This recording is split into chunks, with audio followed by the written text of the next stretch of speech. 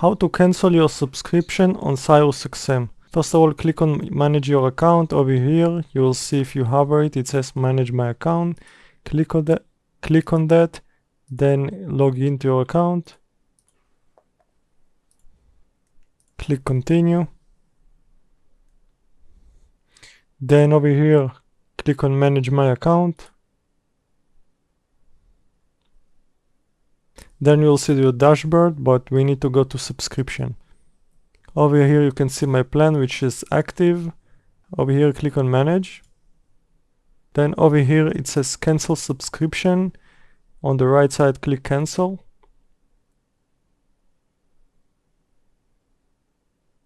Give them the reason you want to leave. Click continue. Over here make sure you continue to cancel. If you want to cancel it, click. Then make sure you review and confirm you want to cancel this plan. Complete your cancellation. Your plan has been cancelled.